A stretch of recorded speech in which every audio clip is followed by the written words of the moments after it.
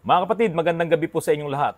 Noong mga unang panahon, ayan, medyo matagal-tagal na rin po, nung simulan ko itong pagbablog ko tungkol sa manual transmission, kung bakit tumitigas ang clutch, or paano mo malalaman, kung kailan ka na magpapalit ng iyong clutch assembly. Na mga kapatid, yan ay marami pong nagkomento dyan.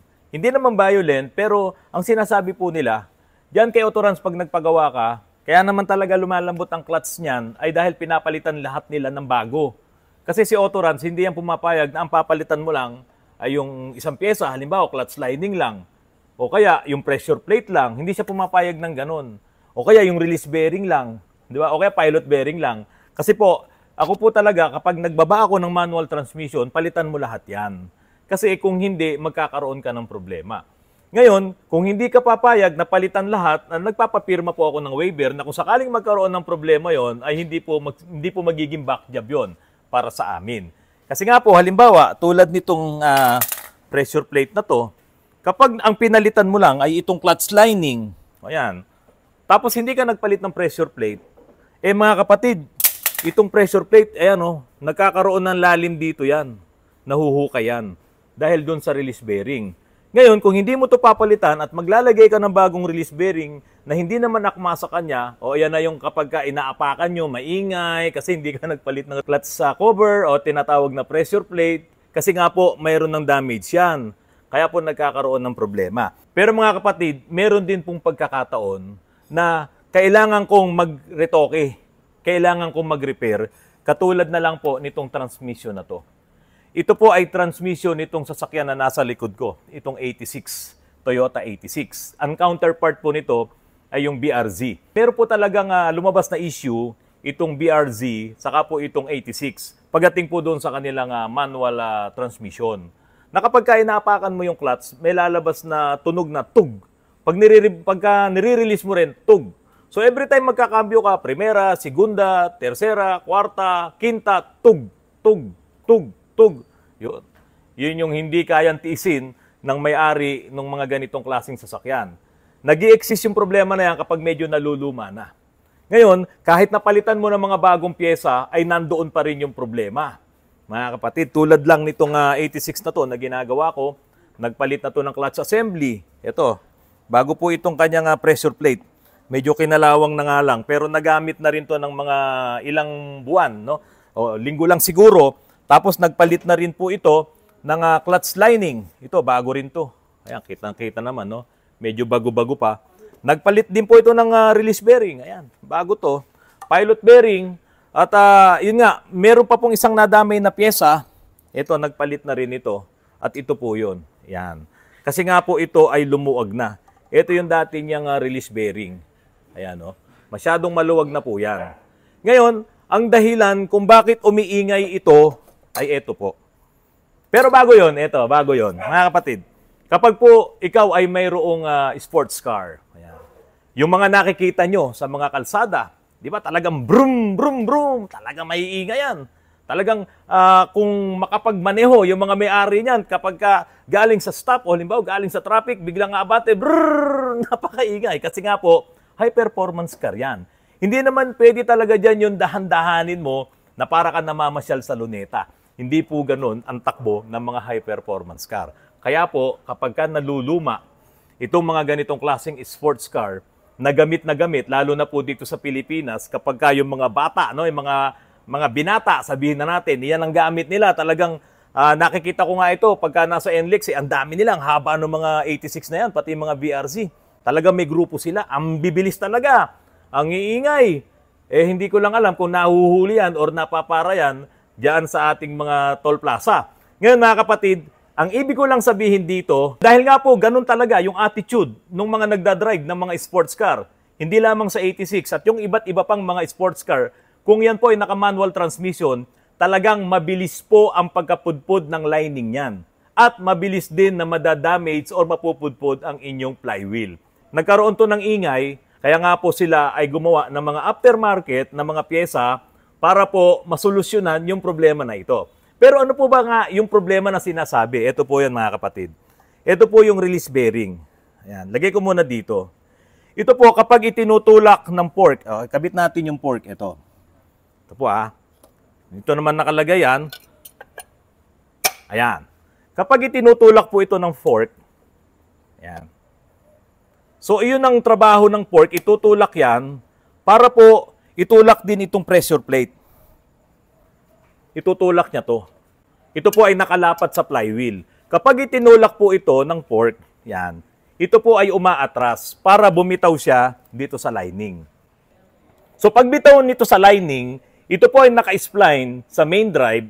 So, makakakambyo na kayo dahil hindi na to umiikot kasabay ng flywheel kasi nga po bumitaw itong pressure plate. Nawalan siya ng pressure kasi itinulak ito ng release bearing nitong fork. Ayan, itinutulak niya ganyan. So, ganun po yung usual na nangyayari every time na nagkakambyo ka. Ganito po ano. So, ito, kakambyo ka, apakan mo ang pedal, tutulak yan na ganun. Tapos, syempre, pagka bibitaw ka na ulit sa pedal, mag-i-engage na naman yung clutch natin. Ito, didikit yan. So, pag dikit, ikot ng ikot yan, palibasa ito, naka-spline dun sa main drive, diretso yun sa transmission, at kung ano yung cambio mo, yun yung paiikutin niya hanggang doon sa propeller.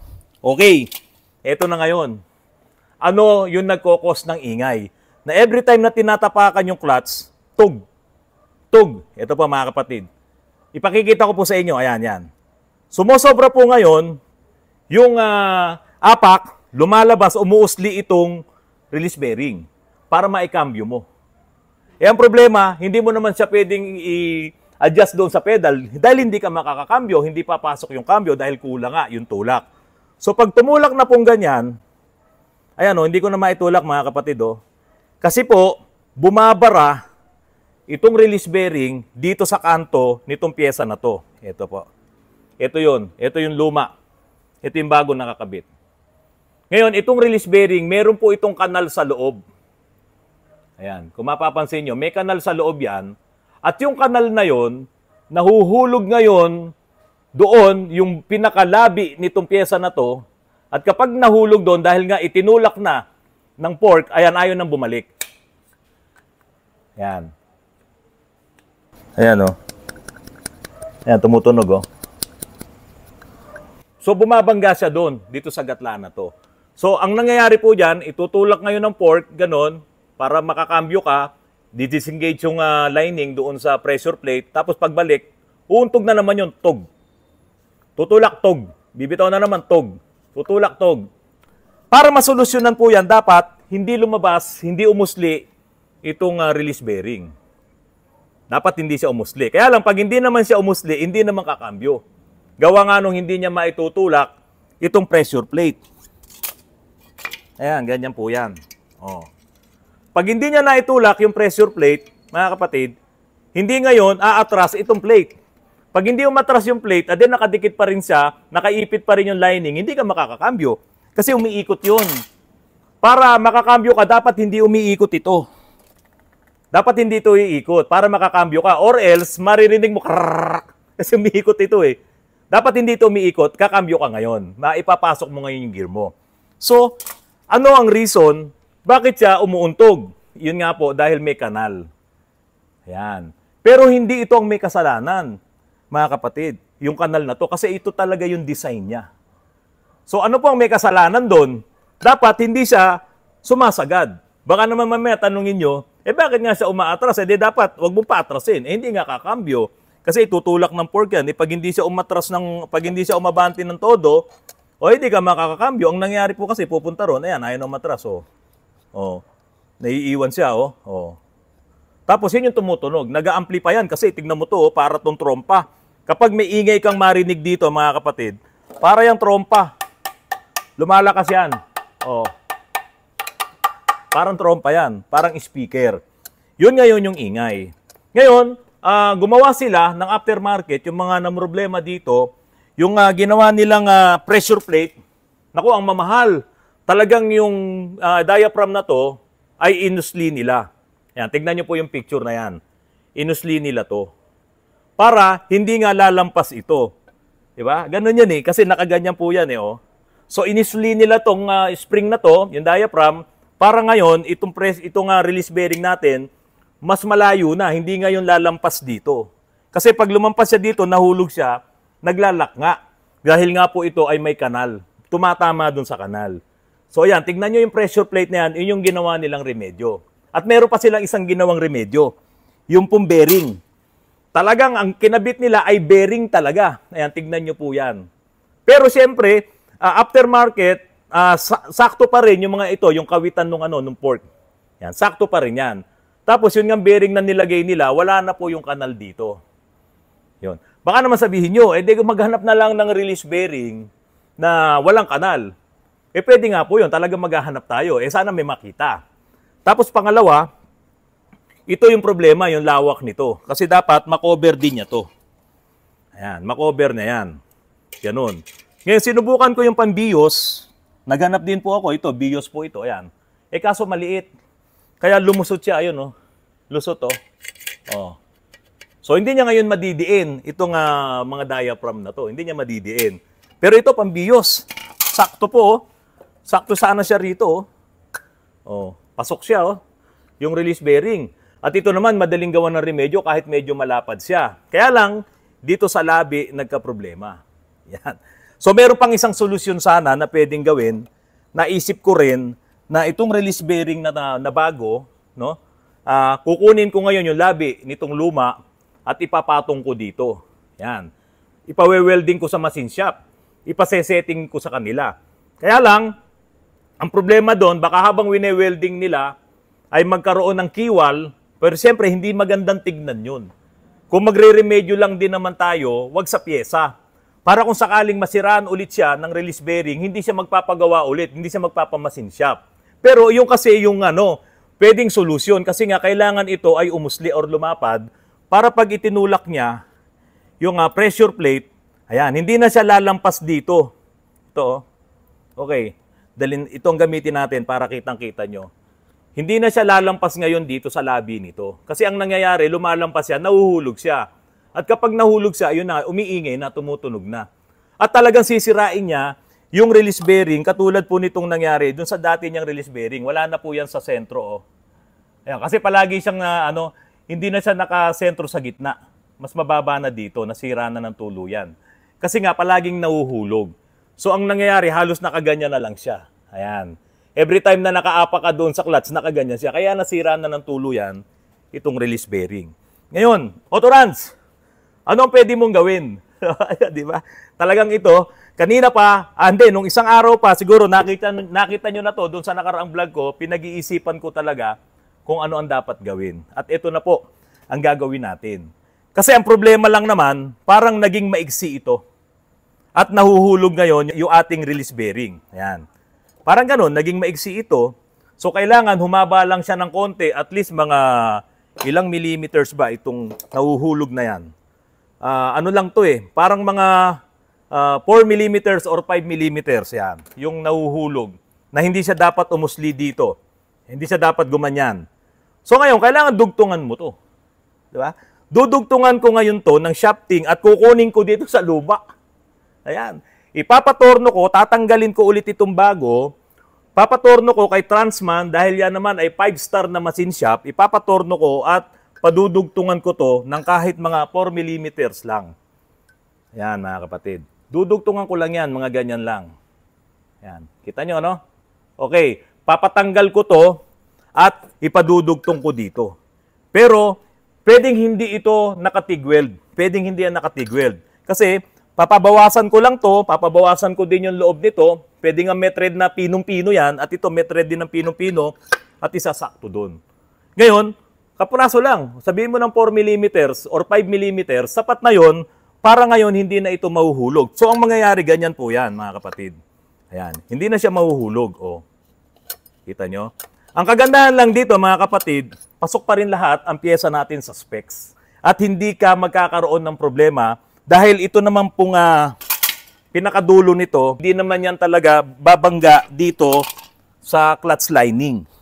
Ito, hindi po yan babangga dito. So, yung tamang distance na yon, yung tamang length, nung kukunin natin dito, yun ang idudugtong natin dyan. Ngayon, mga kapatid, baka naman sabihin nyo, nagaling-galingan ka, Autorans. Yun po talagang lalabas sa hula Kasi nga po, may mga aftermarket po ito. Gumawa sila ng pressure plate na nakaalsa. Kaya lang napakamahal. Tapos, meron ding release bearing na ginawa nila na hindi na katulad nito. Bearing talaga ang ginamit nila.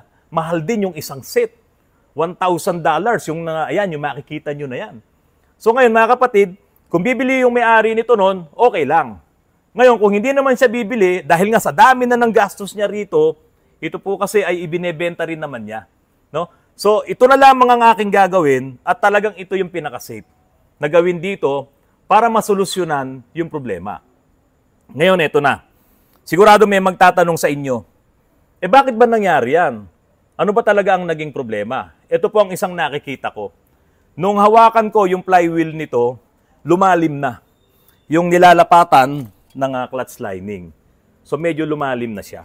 At hindi rin naman alam nung may-ari kung ilang beses nang nagpa-replace ng flywheel yung dating may-ari nito. So lumalim siya, sabihin mo na yung paglalim niya ay mga 2 to 3 millimeters na yung nabawas or kahit 2 millimeters lang. Kaso, yung design talaga nung sasakyan na ito, yung design ng transmission na to, yung 2 millimeters na yon sumakto dun sa kanal, yung nabawas. Kaya ngayon, kailangan lumabas ng husto itong bearing na to, release bearing na to, kaso nahuhulog na siya. Ayun, nahuhulog na siyang ganito. Ayan. Stock na lahat ito, stock na yung pyesa, nabili na lahat yung mga originals, at pati itong release bearing na to. Pero bakit nandoon pa rin yung problema? Pati yung pivot ball nito, bago na rin mga kapatid. Ayan, no? Bago po ito. Ngayon, lalagyan ko na lamang ito ng magic washer para umangat ng konti at parang itong ating fork ay umatras din ng konting ganon. So, ang mangyayari, ganyan po yan mga kapatid. Pag nilagyan ko ito ng magic washer, ngayon kasi nakaganyan yan eh. Kaya medyo matigas ang pedal mo dahil nakaganyan siya. So, kailangan mong itulak pa ng todong ganon bago ito umabante. So, pag ito nilagyan mo ng magic washer, ang mangyayari gaganon yan. At ito aabante na mismo doon sa pressure plate. Halos nakadantay na siya. Ganun siya. Kaya lang, yun yung problema natin ay hindi rin mariresolve ng magic washer kasi nga ito ay umigsi. Itong dulo na to. Mahuhulog at mahuhulog po siya. So, yun na yung best solution. Ito naman ay aluminum. Ito ay aluminum din. So, kayang-kayang idikit yan dyan. Medyo makapal naman to. Ito po ay 4 millimeters din, no? So, pwedeng magbawas dito ng 2 millimeters, 2 millimeters sa loob, 2 millimeters dito sa labas, at ipapasok yan, force-fitted, at talagang nakasentro, tapos na po ang problema. At every time na ito ay masisiraan ng clutch, ay wala na siyang iisipin dito. Ngayon, walang walang puwersa na sabihin nyo, baka masira kasi nandoon yung clutch. Hindi po, guide na lang po kasi yung dulo na yon para hindi ito mahulog. Guide na lang siya. Ang puwersa ay talaga nandito sa gitna. Pero dito ay wala na. So mga kapatid, yun yung best solution na alam ko na magagawa ng hindi ka gagastos ng malaki. Kasi meron naman siya nito. At kung wala man talaga nito, magpapatorno lang naman tayo ng aluminum diyan kay Transman. Kasi ito naman ay nakapasok naman talaga sa loob at medyo mahaba-haba yung pasok niya. Kailangan lang ng malaking travel kasi nga numipis na yung flywheel niya, umatras na. Kaya po ganun na nangyari. Ngayon, kung halimbawa magdesisyon yung may-ari, bumili ng bagong flywheel, no? Hindi pa rin naman kasi ganun kasiguraduhan yon. Baka mamaya pagbili mo ng bagong flywheel, meron pa rin to. Kasi nga, halos lahat ng mga may issues na ganito, ay ito nga pong BRZ at saka itong 86. So pinaka-the best na solution ay dudugtungan ko to para lang talaga maging guide siya at masalo niya itong release bearing na hindi umabot doon sa gatla at hindi siya magkaroon, parang nagiging stopper na umiingay. So yun po mga kapatid, wala na mga madadamage dito, walang iba-violate na design dito, hinabaan mo lang yon para hindi siya magkaroon ng problema. Ngayon, yan po yung sinasabi natin na kapag ka talagang medyo nasa dulo na, no, nabili na lahat ng may-ari, lahat ng originals, wala namang ibang pyesa na pinalitan sa makina nito, sa transmission nito. So, dito na papasok yung diskarte ni Autorans. Ngayon, sagot ko na to. Kung ano't ano man mangyari dito, may nabibili naman na ito, pero itatry ko yung alam ko na tama. Okay, mga kapatid, kapag po ito ay naayos na, ay bibigyan ko po kayo ng updates at mawawala na yung ingay na iyon. Ngayon, ito po ay may iba pang piyesang ikakabit. Sira din po kasi ang linkage nito sa steering column. Ayan, bumili na rin po yung may-ari ng steering column. para po ipalit dito sa 86 na ito. Ngayon, sa mga naghahangad na magkaroon ng sports car, ito naman ay ibinebenta rin ng may-ari. Ngayon, kaya ipinakita ko po sa vlog ko, itong gagawin kong remedyo doon, dahil hindi po ito remedyo na nilutas lang yung problema or pang madalian lang. No? Hindi ito band-aid solution. Ito pong ginawa natin ay yung pinaka-best na solution para po dito sa transmission na ito. Ngayon, kung masisiraan ulit ito, wala nang problema. Bibilin mo lang yung bagong clutch assembly at wala ka nang magiging additional na trabaho pa dahil na-workout na natin yung talagang problema niya. So yun po mga kapatid, sana po kung nakakatulong po ang mga vlogs ko, sana po i-share nyo po at i-likes nyo na rin po. At kung maaari po sana, mag-subscribe na rin po kayo sa aking channel, Autorans. Mga kapatid, magandang gabi po at maraming salamat po sa inyong lahat.